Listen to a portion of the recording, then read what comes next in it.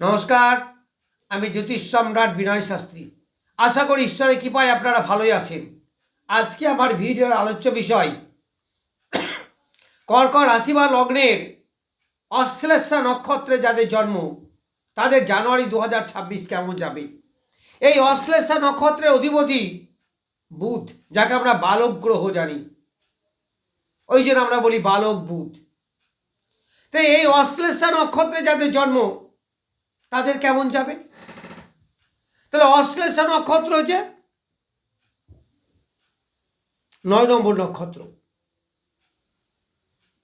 তাহলে এই বুধের নক্ষত্রে জাস্ট নাও, এখন কোনো গ্রহ নেই। এখানে রবি, শুক্র, বুধ, মঙ্গল এরা সবাই আছে পূর্বসারা নক্ষত্রে মোটামুটি। তো পূর্বসারা নক্ষত্র মানে শুক্রের নক্ষত্র। তো শুক্রের ডেভেলপমেন্ট আপনি পাবেন, তবে একটু ঝামেলা ঝঞ্ঝাটের মধ্যে দিয়ে, কারণ নক্ষত্রগতভাবে খুব একটা শুভ জায়গা নয়। তাতে ভয়ের কোনো কারণ নেই, কারণ মোরারলেস 15 তারিখের পরে এই গ্রহগুলো সবাই মোটামুটি চলে যাবে মকরে, 21 নম্বর নক্ষত্রে। তখন কিন্তু আপনি বেশ ভালো ফল পাবেন। কি ভালো ফল পাবেন? প্রথম কথা হচ্ছে রাশি বা লগ্নের সপ্তম স্থান, ব্যবসার ক্ষেত্রে ডেভেলপ হবে, বিবাহ যোগ অনেকের ক্রিয়েট করবে, দাম্পত্য সুখ অনেকের বাড়বে, এইগুলো আপনি পাবেন। ব্যবসার ক্ষেত্রে যথেষ্ট ডেভেলপ হবে। ইনভেস্ট করে যারা ব্যবসা করেন তারা ইনভেস্ট করতে পারবেন, অনেক কিছু পাবেন এই সময়ে। দেবগুরু বৃহস্পতি সে আছে 7 নক্ষত্রে, অর্থাৎ নিজের নক্ষত্রে। আবার এই বৃহস্পতির নক্ষত্রে আরেকটি গ্রহ আছে শনিদেব, সে নবমে। তা নবম মানে কি? সর্বদাই শুভের জায়গা, পরিবর্তনের জায়গা, ডেভেলপমেন্টের জায়গা।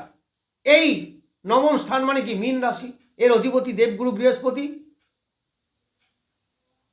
এই বৃহস্পতি আপনার আছে নিজের নক্ষত্রে। তাহলে বলি যান এবার দ্বাদশ।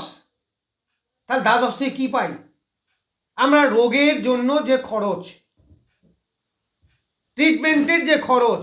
তাহলে দেবগুরু বৃহস্পতির মতো একটা শুভ গ্রহ যদি বসে থাকে, তাহলে আপনার কী হবে? খরচ থেকে আপনাকে মুক্তি দেবে। আর কি পাবেন? ইনভেস্ট করে ব্যবসা করতে পারবেন, যে ব্যবসায় আপনার ডেভেলপমেন্ট হবে, এইগুলো পাবেন। এই বৃহস্পতি আপনাকে বিদেশে নিয়ে যেতে পারে, বা যাদের বিদেশে যাওয়ার ইচ্ছা আছে বা অলরেডি বিদেশে আছেন তাদের পক্ষে দারুণ ভালো ডেভেলপমেন্ট হবে। বৃহস্পতি কিসের কারক গ্রহ? সন্তানের কারক গ্রহ। তাহলে সন্তানের শুভ হবে, সন্তানের শরীর স্বাস্থ্য ভালো হবে, যাদের সন্তানরা রোগাক্রান্ত তাদের রোগ থেকে মুক্তি হবে। আর কি পাবেন? বৃহস্পতি অর্থের কারক গ্রহ। তাহলে আপনার অর্থের ডেভেলপমেন্ট হবে, কারণ সে নিজে নক্ষত্রে বলবান। বৃহস্পতি এখন নিজে বক্রী অবস্থায় আছেন, মানে বেশ অ্যাক্টিভ। মার্গী গ্রহ অবস্থা থেকে বক্রী গ্রহের ক্ষমতা অনেক বেশি। এটা আমি বক্রী গ্রহ আলোচনা করার সময় বলেছিলাম। কারণ বক্রী গ্রহ মানেই সে পৃথিবীর কাছাকাছি চলে এসেছে। তাহলে পৃথিবীর কাছাকাছি যে আসবে, স্বাভাবিকভাবেই নয় কি পৃথিবীর উপর তার প্রভাব বেশি পড়বে। তাহলে বেশি পড়া মানে কি? আমাদেরকে অ্যাক্টিভ করা। তাহলে অ্যাক্টিভ করলে কিসে অ্যাক্টিভ হবে? তার যে কারো কথা, বাড়িতে যে দুধ বিক্রি করতে আসে সে তো দুধই দেবে, যে মাছ বিক্রি করতে আসে তার কাছ থেকে তো মাছই পাওয়া যাবে। তাহলে এই দেবগুরু বৃহস্পতি যদি আপনার পৃথিবীর কাছাকাছি যে মোর অ্যাক্টিভ হয়, তাহলে সে অর্থ দেবে, সন্তানের সুখ শান্তি দেবে, যারা স্টুডেন্ট তাদের বিদ্যাক্ষেত্রে শুভ হবে, এইগুলো আপনি পাবেন। দ্বাদশ হচ্ছে রোগ স্থান, হসপিটালাইজেশনের জায়গা। তাহলে সেই জায়গা থেকে আপনি মুক্তি পাবেন। এই বৃহস্পতি ষষ্ঠপতি। তার ষষ্ঠপতি হলে চাকরি বাকরি। তবে চাকরি বাকরিটার ব্যাপারে একটু অন্যরকম। যারা দূরে চাকরি করেন, কাছাকাছি নয়, বা যারা দূরে চাকরি পেতে চাইছেন, তাদের চাকরি পাওয়ার যোগ কিন্তু যথেষ্ট বেশি। সাময়িক কালের জন্য যারা বিদেশে যেতে চাইছেন তারাও যেতে পারবেন, কারণ শনিদেব আছে 25 নম্বর নক্ষত্র। তা 25 নম্বর নক্ষত্র মানে কি? আপনার গুড ফ্রেন্ড একদম। তাহলে গুড ফ্রেন্ডের কাজ কি? আপনাকে সব দিক থেকে হেল্প করা, সেটা বিপদে হোক, ভালো অবস্থাতেই হোক, যা ডিজায়ার ফুলফিলমেন্টের ক্ষেত্রেই হোক। এই কর্কট রাশি বা লগ্ন সাপেক্ষে সব থেকে যেটা শুভ গ্রহ, রাজ্যকারী গ্রহ মঙ্গল, সেই মঙ্গল এখন আছে ষষ্ঠে। তার দশমপতি ষষ্ঠে আছে। কাকে নিয়ে আছে? রবিকে নিয়ে আছে। এই রবি কোন নক্ষত্রে আছে? 20 নক্ষত্রে আছে। কয়েকদিন পরে 15 তারিখের পরেই সে চলে যাবে তার নিজের নক্ষত্রে। আবার মঙ্গল যাবে তার তুঙ্গ ক্ষেত্রে, শুক্র যাবে মিত্র ক্ষেত্রে, বুধ যাবে মিত্র ক্ষেত্রে, এবং সবাই থাকবে 21 নম্বর নক্ষত্র। 21 নম্বর নক্ষত্র কিন্তু এই অশ্লেষা নক্ষত্রের যাদের জন্ম তাদের পক্ষে বেশ শুভ। ওই সময়ে চাকরি বাকরির যোগটা কিন্তু আপনার অ্যাক্টিভ হবে। বিবাহ যোগ সেটাও সৃষ্টি হবে।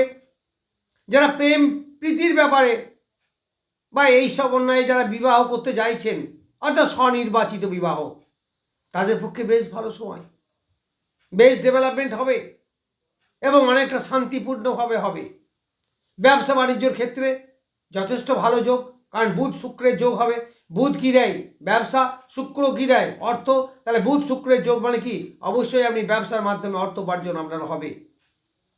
তবে যারা চাকরি বাকরির মাধ্যমে অর্থ উপার্জন করতে চাইছেন বা করছেন, তাদের 15 তারিখের আগেই ভালো, কারণ ষষ্ঠ স্থানে আছে। এখানে আপনার প্রমোশন হতে পারে, নতুন চাকরি হতে পারে, চাকরিতে ট্রান্সফার হতে পারে। এইগুলো চাকরির ব্যাপারে কিন্তু 15 তারিখের আগেই ভালো। এইবার আছে অষ্টমে। অষ্টমে কি আছে? রাহু নিজ নক্ষত্রে। তা রাহু নিজ নক্ষত্রে আছে। এই রাহু কিন্তু আপনাকে ভালো ফল দেবে না। এতক্ষণ পর্যন্ত কিন্তু রাহু ভালো ফল দিয়েছিল কাদের? যাদের পুনর্বসু নক্ষত্রে জন্ম, যাদের পুষ্যা নক্ষত্রে জন্ম, কিন্তু আপনাদের পক্ষে খুব অশুভ। জ্যেষ্ঠা নক্ষত্রে এই সময় আপনার অ্যাক্সিডেন্ট যোগ ক্রিয়েট করছে। এমনিতেই অ্যাক্সিডেন্টের যোগ কিন্তু সব রাশি বা লগ্নেরই কম বেশি চলছে, কারণ শনি মঙ্গলের ওপরে দৃষ্টি, মঙ্গল আবার শনির ওপরে দৃষ্টি। শনির দশম দৃষ্টি হচ্ছে মঙ্গলের ওপরে, মঙ্গলের চতুর্থ দৃষ্টি হচ্ছে শনির ওপরে। ফলে শনি মঙ্গলের একটা যোগ কিন্তু তৈরি হয়েছে, সেটা আমি আগে বলেছি। তাহলে মানে একটা যোগ তো ক্রিয়েট হয়ে আছে। কি যোগ? অ্যাক্সিডেন্ট যোগ। আবার আপনার এই নক্ষত্র অনুসারেও রাহু কিন্তু অ্যাক্সিডেন্ট ঘটিয়ে দিতে পারে। ফলে যখন গাড়ি ঘোড়া যাবেন, চালাবেন, খুব সাবধান, অবশ্যই সাবধান থাকবেন। আর এই 24 নক্ষত্রে এখন রাহু অনেক দিন থাকবে। যতদিন থাকবে এই জ্যেষ্ঠা নক্ষত্রে জাতক জাতিকাদের একটু সমস্যা কিন্তু চলার পথে হবে। বাধা বিঘ্ন, বিপত্তি, প্রাপ্তি হবে। প্রাপ্তিটাও যন্ত্রণাদায়ক হবে। যে টাকাটা হয়তো আপনি পেলেন বা যে সম্পত্তি আপনি পেলেন, সেটাও দেখবেন পাওয়ার পরে আপনার নানা রকম লিটিগেশন শুরু হয়ে গেছে। এটা আপনাকে বাধা বিপত্তির মধ্যে দিয়েই আপনাকে যেতে হবে। একমাত্র রাহুই একটু ডিস্টার্ব কিন্তু আপনাদেরকে করবে, এবং সেটা অলরেডি এখনই করতে শুরু করেছে। এরপর আছে দ্বিতীয় আছে কেতু। গোপন সেভিংস, আত্মীয় বর্ণের মধ্যে একটু মতপার্থক্য, মতনৈক্য দেখা দেবে, এবং এটা 15 তারিখের আগে পর্যন্ত যথেষ্ট বেশি মতপার্থক্য।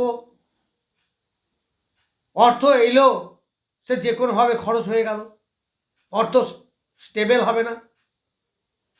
বাক্যের দ্বারা অনেকেই চটে যাবে, সুতরাং কথাবার্তা বলবেন খুব সাবধান। তবে 15 তারিখের পরে আপনার সেভিংস হবার যোগ আছে।